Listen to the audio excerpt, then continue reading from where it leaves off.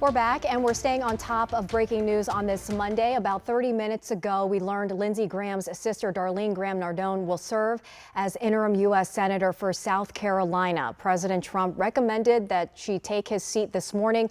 Joining us now to make sense of everything going on is Washington correspondent Scott MacFarlane. Scott, it's good to see you. Saw you on Friday and here we are on Monday because we had a lot of news happen over the weekend. Let's talk about the latest here. What we know about the late senator's sister, Darlene, and what happens next. Two very different things, Annie. First of all, Darlene Graham is a political novice. She's never held high office, but she's really just a placeholder in her late brother's seat through the end of November, through the election.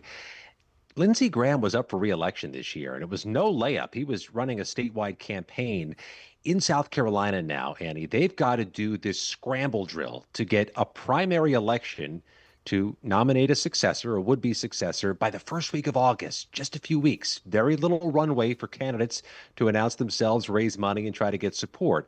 Then they'll have fewer than 100 days after the primary and any runoff to actually get ready to run a general election campaign. People in South Carolina, his colleagues here in Washington, they want to mourn Senator Graham, shocked by this news, but there's very little time to ignore the politics here. These seats don't come open often. In fact, Annie, the previous person to hold Senator Graham's Senate seat was born in 1902. These things don't come open often. Real quickly, top leaders, including the president, has said that this is a tribute to Lindsey Graham, a way to carry on his legacy. But how do you think this will be received by the people? Because this is a short-term gig, just a few months, just a few weeks of actually being in session, I think this is going to go over just fine. When the late Senator Robert Byrd died in West Virginia a couple decades ago, they just appointed a staffer of his to tend to the office until a new election could be held. That's not to say there are small things between now and November. They've got to vote on some enormously important things, like Todd Blanche to be the next attorney general or not, and a must-pass national defense authorization bill to, operate the military. Big things coming she'll be voting on. The late senator served for more than 20 years in the U.S. Senate, over 30 in Congress, known as a deal maker in the Senate, and had the ear of President Trump, though it wasn't always that way, as he was once a tough critic. But what kind of power vacuum does his absence leave behind? Can you speak to that?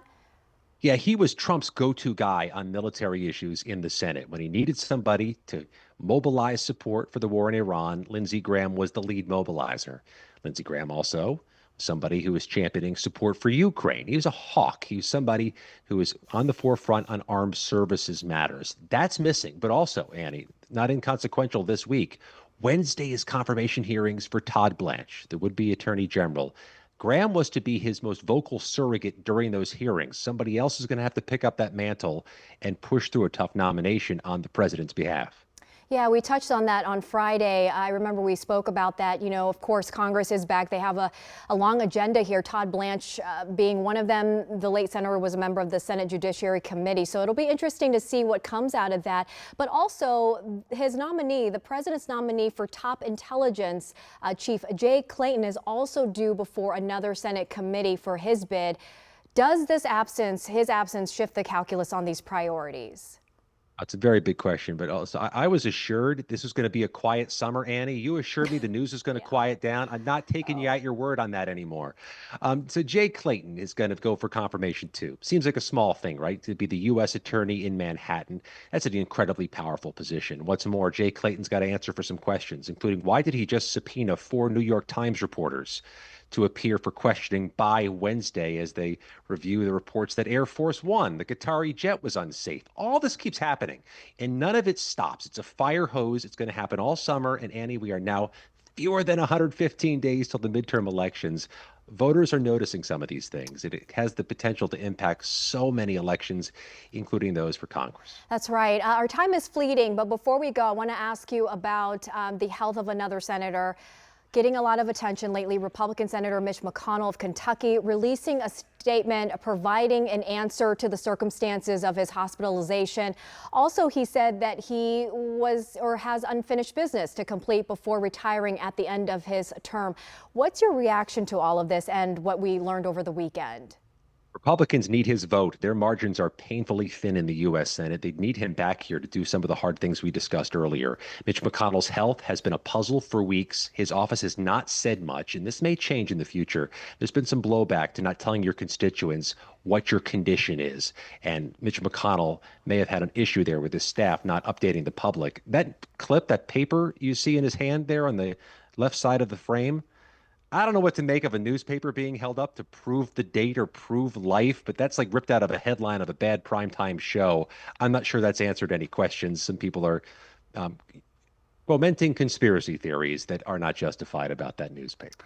Yeah, Scott, we have about 20 seconds here, but I want to give you a chance to speak because on Sunday morning, we all woke up to the shocking news, the passing of Senator Lindsey Graham, and, you've covered the Hill for decades as well. So what's your reaction to all of this?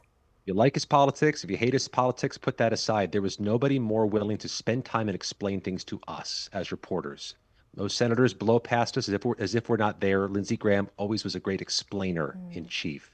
For better or for worse, he was somebody who was uniquely transparent. And I think that's why his legacy has been so well regarded by both parties this weekend. Well said. You can follow Scott MacFarlane and his reporting on YouTube as he hosts Scott MacFarlane Reports. Make sure you subscribe to that, and also on Substack. Scott MacFarlane, we appreciate your time, and we'll speak to you soon, friend. Thanks, Andy. All right.